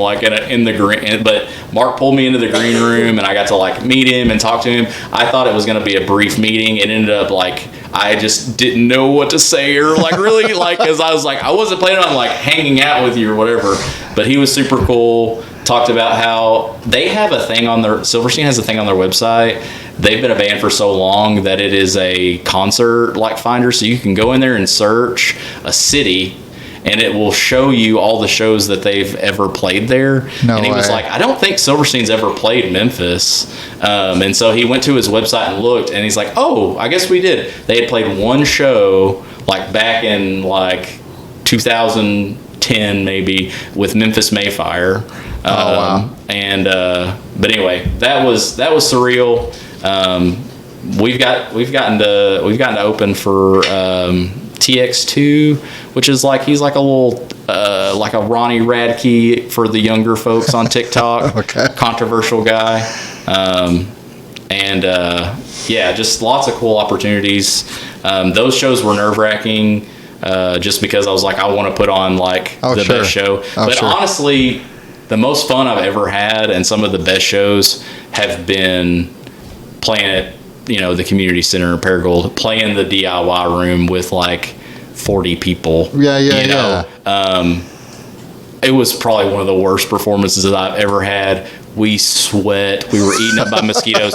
But REC put on this really cool thing. It was during the summer heat out at Walcott, I think. And they had the amphitheater. Creed and his Creed ran sound. It was awesome. Grandma Chandelier played. Yeah. There was a bunch of, and people were there. It was super fun. It's hard to get all the equipment. It was a lot of work. But that's that was one of the most fun shows that I've ever played. More fun than opening up for those bands, just because of how stressful Right. and how just when there's not when there aren't any expectations, and I know that this is a show where it's we're not even going to take in-ears. We're just going to maybe take up one monitor, and just go out there and have some fun. For me, as a musician, those are the most fun, but maybe not the best performances. Well, it's and people will ask you too, because it's funny you mentioned that, because I think if somebody's to ask me what were your favorite shows, it's automatically going to go to local shows. You know what I'm saying? Or shows that were hot, or for some reason, where your fingers are just sliding or everywhere, for some reason the guitar player broke all his strings and you had to borrow a guitar. The amps, someone forgot a piece of equipment, and so you're something unexpected about the venue. You pull it off. It's this trial by fire or something. Yeah, it's great, man. It's dude, absolutely. We were sweaty and we were cramped. It was dangerous, and it was I don't know, like you said, breaking strings or getting I don't know, getting electrocuted. But they're memorable. They're outside of the norm. Outside the norm and everything. So I think when you're kind of in those situations, you're kind of it's nerve-wracking, because you're playing for somebody oh my gosh, dude, I really looked up to these dudes. These are like heroes. they're the reason I play an instrument or play this style or something, and that's like, and you're just worried about making sure like you're hitting, you know what I'm saying, Yeah. making sure you do well. But I will say Everything, this, like, and I'm not trying to brag, but like to hear like the bass player in Red Jumpsuit Apparatus was working their merch booth. So just that's crazy. Like he could just be like sitting on the tour bus, but is like working the merch booth, and like we're on and we're playing. Evan tells me this because Evan is related to Brent, who's in our band. They're Right. brothers, and he is always like helps us out. He'll like watch the merch booth while we're on stage, and so he after the show he's like, I heard the bass player go hell yeah when you guys did that part in 7 years or whatever, and it's like for like someone that I view as like a professional, I look up to them or whatever, for them to like enjoy and have that like moment, I'm like, that's it, like that for me, like either that or when I'm performing, and it's just happened recently. I think we've been playing the same set so long. People know our songs, but you hear people singing along. That's good. To like something that you've created. Like that is cool. That's amazing. Like that is That's such amazing. a good, like, I don't know. It makes some of the, I've been bitching about how hard it is to be a musician, but like that There is a payoff. yeah, like, and it'll happen. Me and Brent get we get the after show highs, like where it's like we play a show and we're like, we had a good show and we got, so it's like, oh man, like this weekend we got to like get together and we got to like write and we got to like get all this, and it's like, because you're just I don't know, it's just, it's exciting, and it makes all the rough, hard, low times like worth it sometimes. It just takes one person. It Yeah. takes one person to Oh yeah. come Hey, out can of I nowhere. can I get a photo with you? And I'm like, Oh, we're not yeah. famous. Yeah. Like, what are you talking about? Like, okay. But it's worth everything, you know, Yeah. and that's why, and it's like that keeps the bands going. Just like you said, you know, all that blood, sweat, and tears, all the time no one will see the time invested and energy invested and everything else to step up on a stage, have a set together, you know, and for that one person, and it pays off, and a person goes, hey, like Eleanor has 2 drumsticks from your drummer, you know, and I think that's the whole. And that's everything, I think, to us. There was a girl in Conway. I forget her name. I feel bad, but you know, shout out, you know, to her. She was just super impressed by the band, and you know, I didn't, you know, nobody bought any merch that night, but I gave her a shirt, you know, and because she did the guest vocals, you know, she didn't know the song, but she just did guest vocals anyway, and she traveled up to that shutdown show. You know, we didn't play it, but like she traveled up to see us, of course, you know, and she would have missed us entirely, but just to see that, it gives people inspiration to start bands and to do projects, and everybody really should. I mean, I think I don't know about you. I think when for our first band in New York, you know, we're like, it was kind of like picking teams. Okay, we were like standing around, like, okay, so you're gonna do drums. So I'll do drums. I didn't have a drum set, but we kind of the classic. The drummer without a drum set. The drummer without a drum set. Hey, I own a drum set because I literally have had people, I'm like, I need you to play drums. I don't have, like, and they're drummers that are just like, they just haven't played drums or whatever. I bought a drum set just so I could have people come and play drums. And that's what people do. I mean, Billy was on here last week talking about, it's like, I have the stuff at any event. And I think a lot of them, I mean, I know how to play several instruments, but like enough that at the event, if somebody needs somebody, I'll play whatever. And like, even if you don't have, like, even if you don't think you have, man, start something. That's why punk rock happened. You know, you don't have to be good. You just have to be brave. Be sincere. Be sincere. That's it. You know what I'm saying? So I'm like, love what you do. Be sincere. You know. Yeah. And what you said about the girl, not like nobody bought merch that night or whatever, I like, that's something that I think about too, is like when you got to shows now like if you go to like big concert arenas, you're paying like $60 to $100 for a t-shirt, which is crazy. It's but nuts. I think about like people that come out to shows and they may not like have any money, or like they spent their money on the door. And like I want someone to have like, if like it's to go out to a show and have something to take home, like a drumstick or a guitar pick or a sticker, like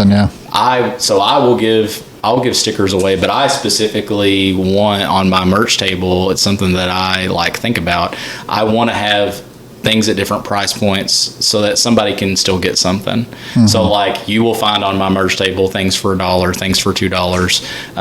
I have gotten into like just pressing things on shirts. So like I'm not like, some of our merch I will have professionally done. Some of this merch like I've screen printed myself. But like I started going to Goodwill and just getting like really like, you know, nice like basic blanks, like comfort. I'm looking for like comfort colors or whatever that aren't too worn, and then I will like screen print on them like our logo, or and then like maybe like get some thread, and like it's just another way for me to like be a little artistic. But then I'm gonna put that at my merch table for like $5. So like if someone can't come and afford like a $15, $20 shirt, then I still want them to be able to like have a piece of merch. And it also benefits the band, because like you're gonna have someone like wearing your merch, but then also they get to have something that's unique, right? Like a one-off or whatever. That's and that's especially when you have when you own that item, you know, that's special, you know. Yeah, that's what they love about, you know, like punk and hardcore, and it's so special about vinyl or anything like that. Like it's just, you know, we only have 100 of these, and they're gone, you know. And you know, kudos to Evan and those dudes for making like tapes and CDs and everything, because you should have like this, like, hey man, we only have physical copies, but we only have a certain amount or whatever, and that makes that's what makes things even more special. I mean, not, you know, internet's fine, Spotify's fine, but the thing is like, it made it more special. It's like, hey man, do you have that demo? And if you do, that's great, because not a lot of people do. You know, and it's very, you should have something kind of that's kind of near and dear, because that's what not a lot of people will have. And that was important to me and everything, to kind of get to hear like to have their own, especially back in, that was pretty regular too, I think, back in the 2000s, how bands, you know, they would kind of record their demo on CDRs or whatever, and it's like, you know, and they're just basically, the demo just consists of like this Sharpie written band title and, you know, whatever, but, you know, name of the demo. And man, talk about special. I love it, you know, and I love to. That's why, the Hero. We talked previously about the band that I like. The first band that I saw in a little community center was Hero 9, and I was like, if I could, like, I don't even remember like I can't think of like what they sound like. No. I just remember moshing for the first time and getting my glasses like punched off my face as like a 7th grader, and then they were cool. They were getting to play guitar. What was the drummer's name? I could see his face. I cannot remember his name. And he was such a good kid. He was, good kid, but you know, he was.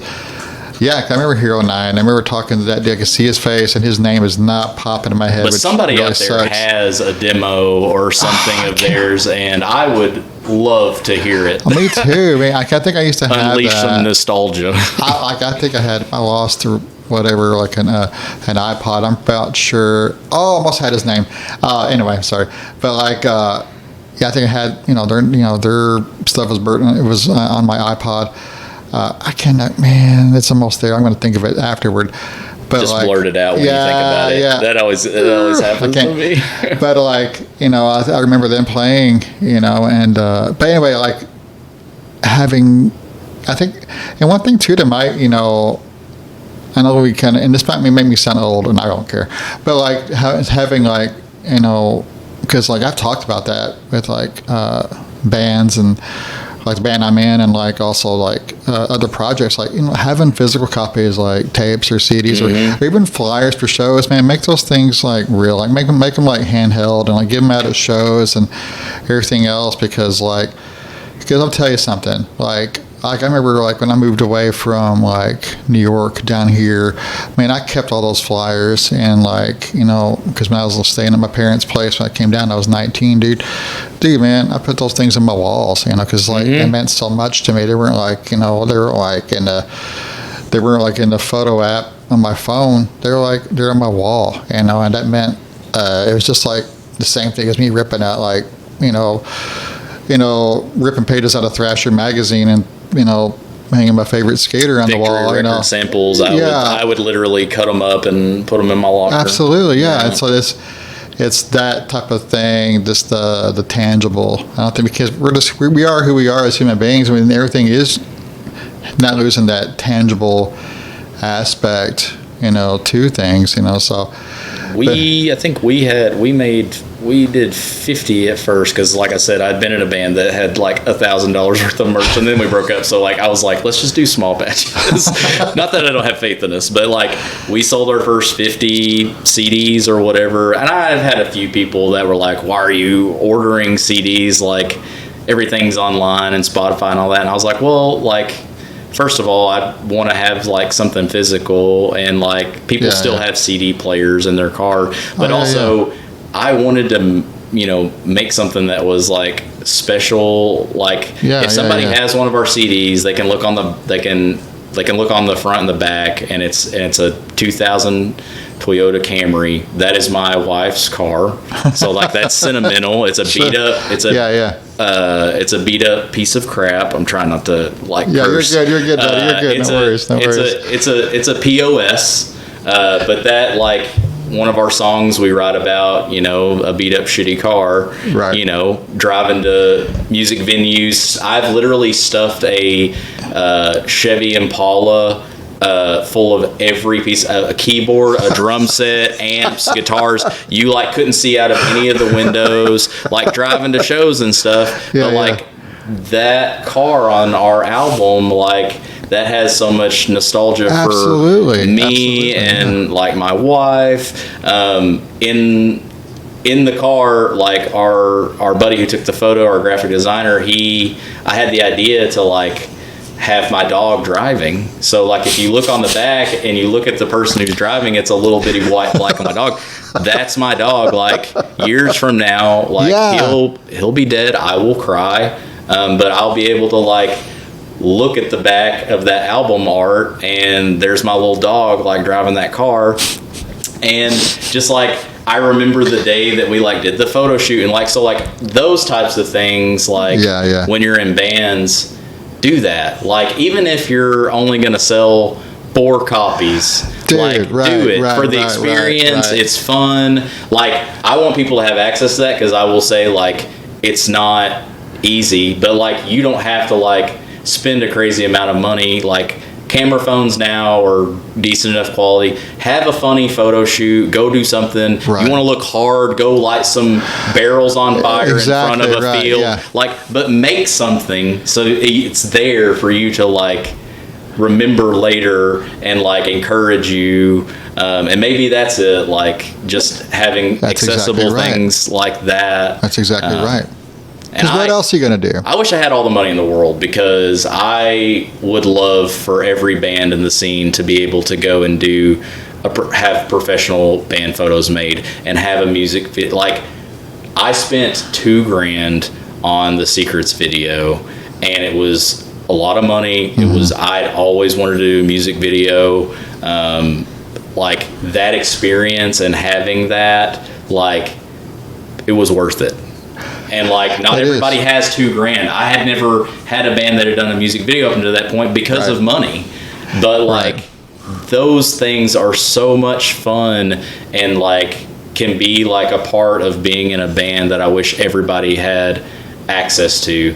And if you're in a band, you should like do it low budget. But like having that like being able to like go to YouTube and see the Delirium Effect, and like now those guys, I don't know if they're regretting it. I'm sure Brett loves hot dogs, but like having that nostalgic thing, or and I think that's where the joy is. I think you've hit the nail on the head. I think because like here's the thing, because like, man, this life is fast, dude. And life is fast. It's slow and fast. I always tell people life is slow and fast at the same time. But I think it's slow too. It's slow if you want it to be, slow enough to slow down and kind of enjoy and do these things along the way. It can be slow. And everything. It really can be. And you can look back because it is fast at the same time. When you do look back, you'll go, you know what? I'm so thankful that I took the time to do a band, even if your band lasts 3 months or 6 months, man, you stepped out and you did it. You know, I think that's amazing. Who cares if it like sounded bad? Who cares if you only did one show? Who cares, like, you know, if somebody videoed it, great. If we did a photo shoot, great. You know, these are memories that you're going to look back, you know, in our photo albums, you know, proverbially speaking, and going, you know what? I'm thankful. I'm thankful that I wasn't too scared to do it. I stepped out, nerves and all, and fear and all, and said, you know what? I'm going to do it. And because if you don't, you'll regret it. You know, not. And we do what we can with what we have. You know, so this, you know, and I think it's one of the main things why like I do music is like and take chance of opportunity. Like why not? Why not? Let's go. Let's write some songs. You know, let's go record. Let's play some shows and whatever. Because you don't know like how long this thing is going to be together. Like I said, even if like, you know, if you know our show is coming up this year, is it? So be it. If it's not, fine. But the thing of the matter is, like, you know, take advantage. I'm so thankful for that. You know, like the guys that I'm with now that, you know, a year ago, last whatever June or whatever, we're like, you know what? It's kind of like when the iron is hot, you take advantage of those things because like everybody was on board. You know, we had all the pieces together. Yeah. Like, why not? Let's do it, because if we don't do it, we're going to regret not doing it. And being thankful. I mean, it's like right now, I'm so thankful that happened. You know, we got these songs that are underneath our belt, and we're out there digitally or whatever, and so many kids got to experience those things. I think we kind of like rob ourselves and also rob the community, really, you know, of like, man, because don't be held back by whatever. Lack of talent is not an excuse, I don't think. You know, sincerity, if you have the sincerity, I think you're going to be okay. Yeah. I will say if you're, if you're in the music scene and you have a little bit of experience or gear or can help, you know, other bands that maybe like aren't in the same place that you are too. Right on. Dude, help them out. Like, you know, it's not always about like money. It can be literally hey, they're having a hard time even like getting on a show. Like, invite them out to play a show. Like, invite them out to. I'm telling you, dude, the best thing in the world was let them hop on a show. I've seen these people. I've been to shows like where bands only had how many songs? We only had 2 songs that show we did in Paragould. Like originals. Yeah, we only had 2 originals, but we just learned 2 covers, and we're like, I've been to shows like where the band will be playing like, hey. We're like, hey, we're gonna let these guys play one song, and because that's all they had, and they just trade equipment. They play one song, so they kind of can get out there. Yeah. And I go, I miss those days. I'm excited for the new song. I'm excited for the new song too. Also, like, me too. Just like having, like, I have stickers. I didn't used to put stickers on my my guitar case because at one point the guitar case was like better quality than the guitar that was in it, and I just like, but now I'm like, I try every time I play with a band or like see a band, I try and get a sticker and put it on my case. Right. Okay. But like when we play that Paragould show, it's just like I saw you guys play the Something Skate show, and I like got a sticker and put it on my thing then. Oh, rad. You know, we played that show, and then you know, Mad Love, you and your daughter, and then like just putting that sticker on there, and then it's like having the I Am Catalyst and then the Mad Love sticker like side by side. It's just like, that's just like, it's like the circle whatever. Absolutely. I just love how like every, like me and Cameron like have like crossed paths and played music together, and even though we never were in like a band that solidified and played shows together. Like we've always been in other bands and like played shows with each other, shared the stage, and like that's just always super cool. And just like trying to encourage and like support people, so it's not hard, and it's not, because there's going to be times where it is going to be rough and hard, and you might want to quit. And I don't want people to do that. Like, please keep writing music. Please keep Absolutely. playing shows. So I guess we're going to Okay. do a little thing called Top 5 on the fly. And what do you think about, what do we do? Like top 5, like inspirations that got the storyline going? Or you want to do like your top for your favorite band, like your top 5 favorite bands or records? Well, I feel like I've talked more about myself, and I do want to make sure that I get some of my bandmates in. Right on. Sounds good. Top 5 influences. I know for a fact that Travis is heavily influenced by Avenged Sevenfold. Really? Yeah, the Rev. Dude, that's awesome. Him and Brent have very similar, like, they kind of align because they've been in a band together. They kind of like the storyline has the emo pop punk post-hardcore element coming from me. So like I will say like Silverstein is going to be in the top 5. And then because Brent and Travis have some of the same that align, they both have told me like Killswitch Engage. So you throw that in there. So like I can hear that. When we write guitars, I mean we play on. I play on a 65 a PV, so I play on 6505 plus. We got heavy, that distortion guitars. We want our like riffs to be melodic, but we want them to be like driving. Sure. So like I have to constantly like say, hey, let's not make it too metal.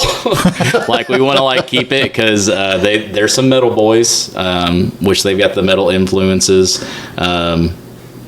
Slipknot in there for them for sure. Okay. Okay.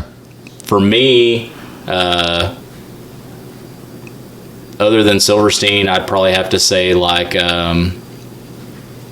Seosin for sure. Well, that band doesn't get mentioned a whole lot. That's Yeah, good. That's awesome. And to be honest, if there's any Seosin fans out there, their second album after the Beatle album, I'm trying to think of the name of it right now. It's got a clock on it.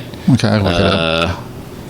Is super slept on. It's super good. Which they got the post-hardcore thing going on. They've got the screams, the emotion. The Beatle record? I love that one.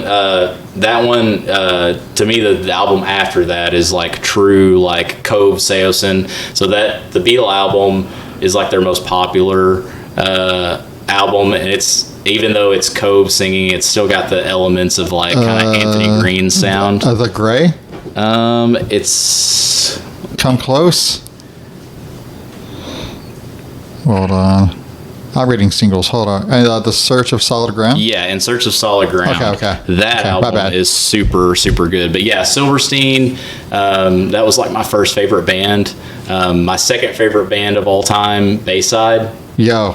Yeah, a good like rock foundation. They were around. They were a Victory Records band. They were in that kind of emo era or whatever, but just a good solid band. They definitely, their lyrical content is very tragedy and very emo, but their guitar player Jack, crazy good, plays Les Pauls, plays that classic kind of rock foundation.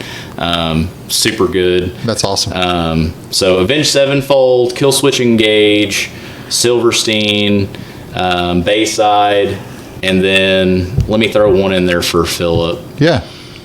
So Philip is musically, he's kind of I guess with an outsider. He has a lot of different influences from us. I know that he is a huge Kiss fan. No way. Just No way. That homie knows every Kiss song. No way. So, but he also, I know this is the top 5, but it's No, you're good. You're good. he's also like Tower of Power, like very soul like type stuff. He loves, of course, Soundgarden, Audio Slave, which I enjoy. Chris Cornell, who doesn't? Oh my gosh, right? Absolutely. But coming from me, I like if it was a Victory Records band, like I've seen Hawthorne Heights 5 times. Dude. I recently saw them on their 20th anniversary tour with Seosin. Mercy. Also, Amber Lynn was there. It was not the original singer though, so Maddie Mullins from Memphis Mayfire is in Amber Lynn now. It's crazy. But yeah, Victory Records bands, Census Fail, Man, that's a Taking good Back band. Sunday. Hey, I got a Taking Back Sunday question. Yeah.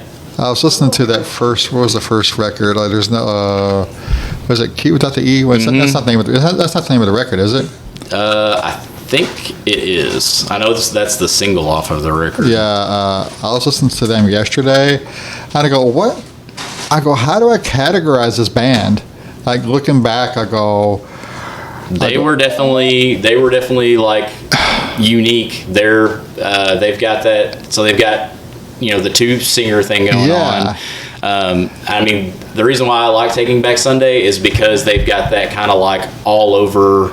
They're not sticking to a sound structure. They're not sticking to like a verse, chorus. So they got that like kind of all over the place. And it's the emo kind of the passionate, like he's screaming and quiet and all the things. Unfortunately, they're not super great live Are they not? these days. And also Fred left the band. He was like my favorite part of the band. But Tell all your friends. Q without the E, Make Damn Sure, Liar, that was a good one. That was off of the album after that. But I heard that same thing. I heard they were like the record was fire. I heard like the live wasn't that.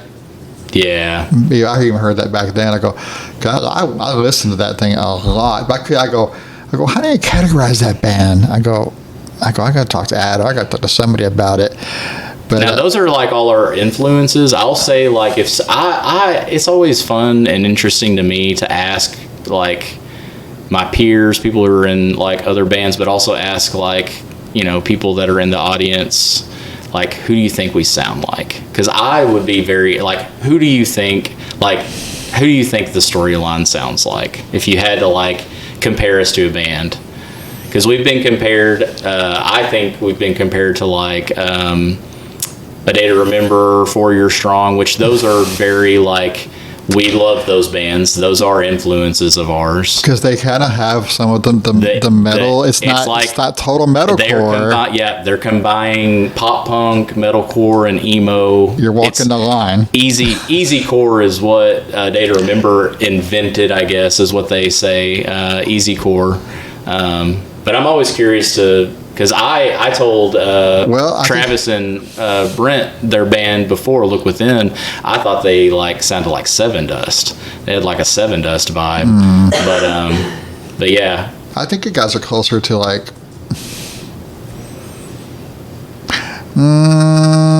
It's hard, isn't it? I think you guys are closer to. I think you guys are more like on the newfound glory side of things.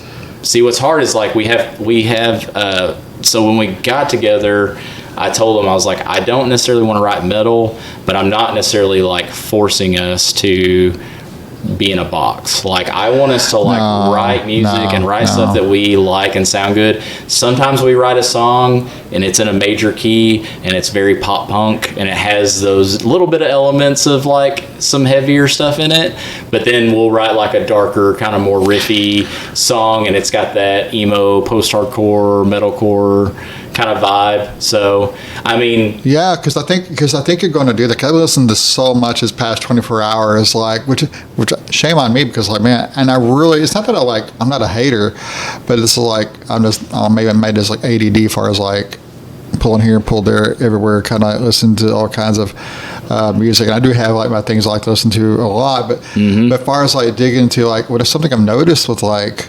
the pop punk genre, because to compare like the Newfound Glory and like the story so far, it's like there's definitely a dividing line with those two for sure. You know, you got Blink-182 pop punk, and then you have like Newfound Glory, and because Green Day and like that the whole Dookie thing, and it's like.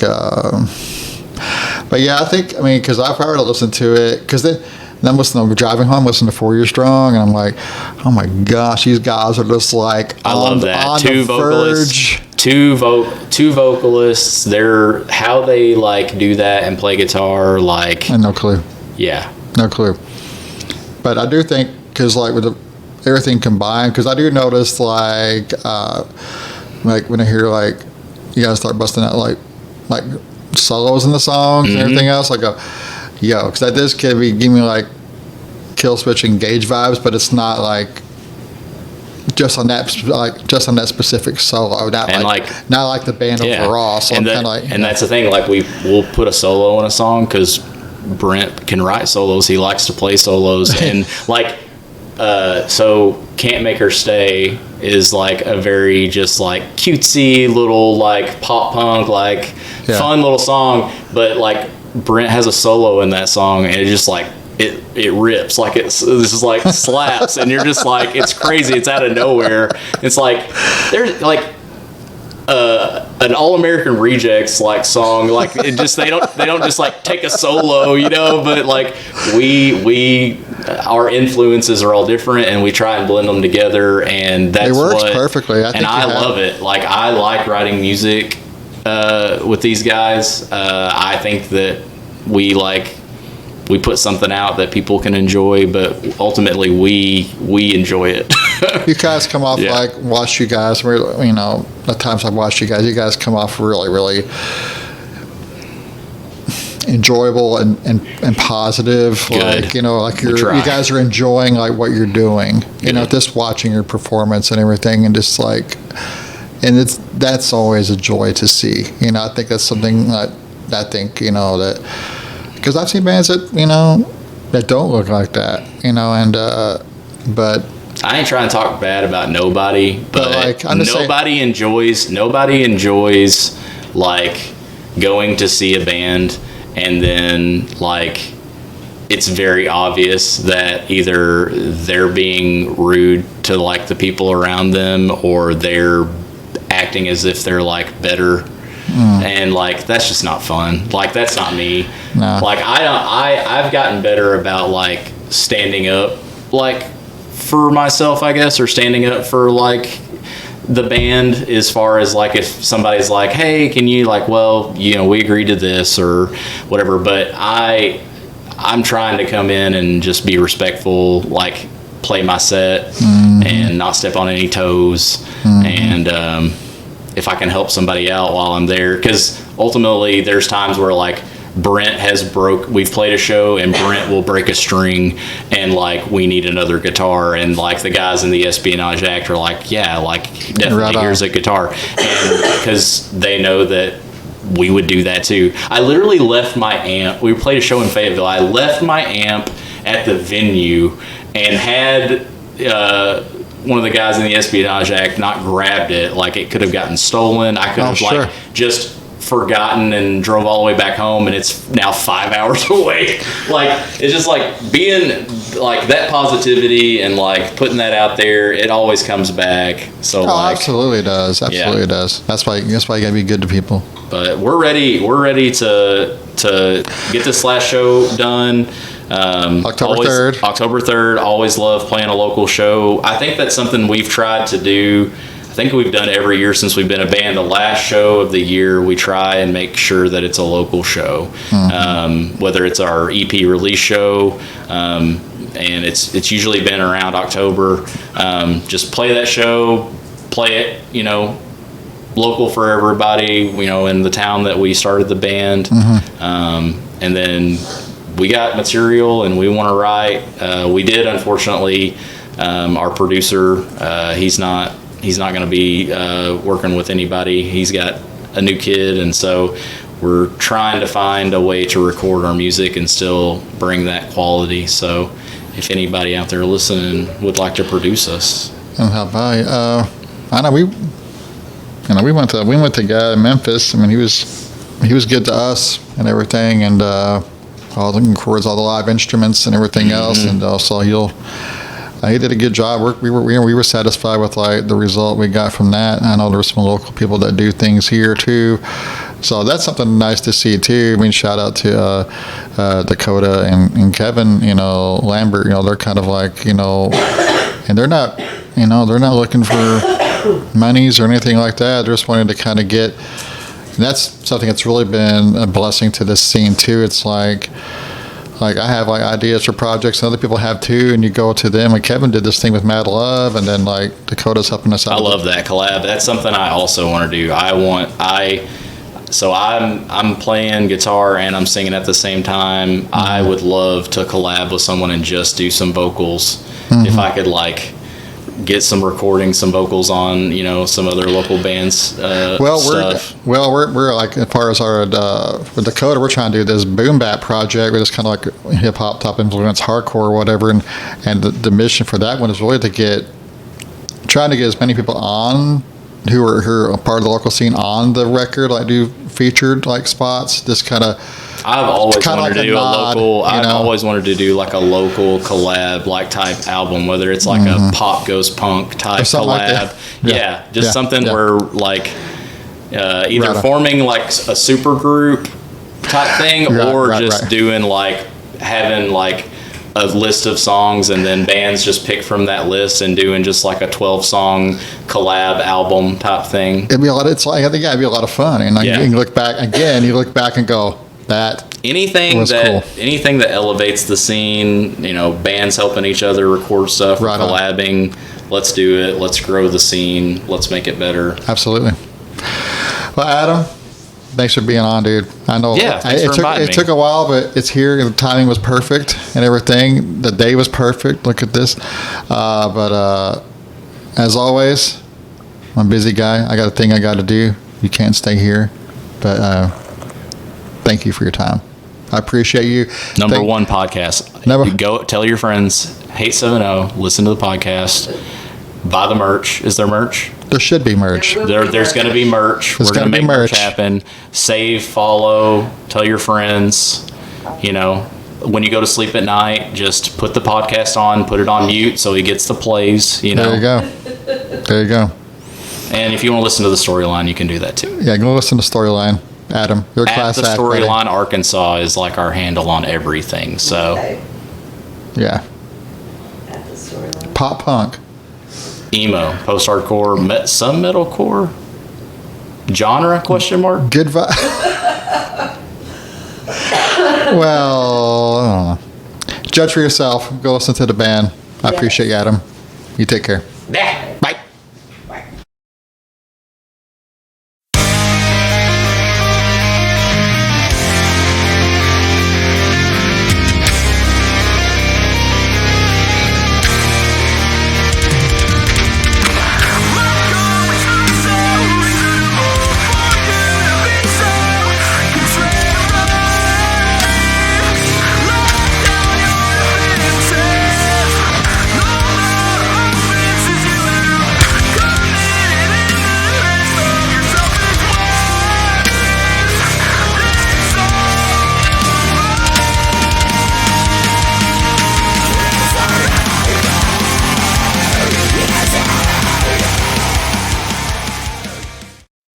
Your feelings, you don't want to work with me anymore. Okay.